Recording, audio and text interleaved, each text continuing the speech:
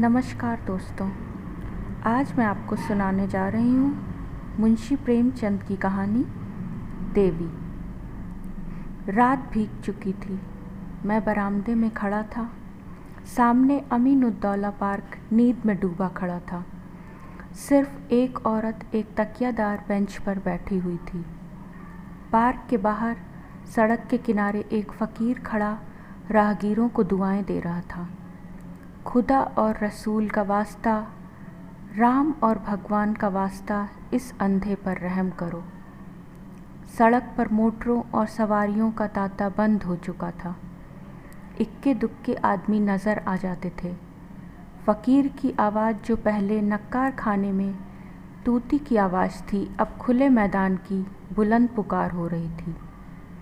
एकाएक वह औरत उठी और इधर उधर चौकन्नी आँखों से देखकर फ़कीर के हाथ में कुछ रख दिया और फिर बहुत धीमे से कुछ कहकर एक तरफ चली गई।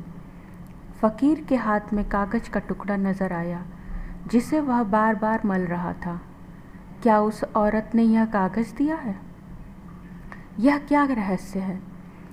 उसके जानने के कुतूहल से अधीर होकर मैं नीचे आया और फ़कीर के पास खड़ा हो गया। मेरी आहट पाते ही फ़कीर ने उस कागज़ के पुर्जे को 2 उंगलियों से दबाकर मुझे दिखाया और पूछा, बाबा देखो यह क्या चीज़ है। मैंने देखा, 10 रुपए का नोट था। बोला, 10 रुपए का नोट है, कहाँ पाया?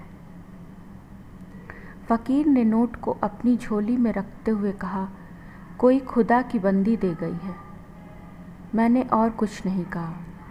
उस औरत की तरफ दौड़ा जो अब अंधेरे में बस एक सपना बनकर रह गई थी। वह कई गलियों में होती हुई एक टूटे फूटे गिरे पड़े मकान के दरवाजे पर रुकी, ताला खोला और अंदर चली गई। रात को कुछ पूछना ठीक न समझकर मैं लौट आया। रात भर मेरा जी उसी तरफ लगा रहा। एकदम तड़के मैं फिर उसी गली में जा पहुंचा। मालूम हुआ वह एक अनाथ विधवा है। मैंने दरवाजे पर जाकर पुकारा, देवी मैं तुम्हारे दर्शन करने आया हूँ।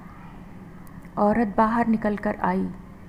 गरीबी और बेकसी की जिंदा तस्वीर। मैंने हिचकते हुए कहा, रात आपने फ़कीर को।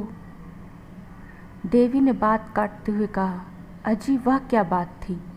मुझे वह नोट पड़ा मिल गया था, मेरे किस काम का था? मैंने उस देवी के कदमों पर सिर झुका दिया। आपको ये कहानी कैसी लगी मुझे कमेंट सेक्शन में ज़रूर बताइएगा और मेरे चैनल को सब्सक्राइब भी करिएगा। धन्यवाद।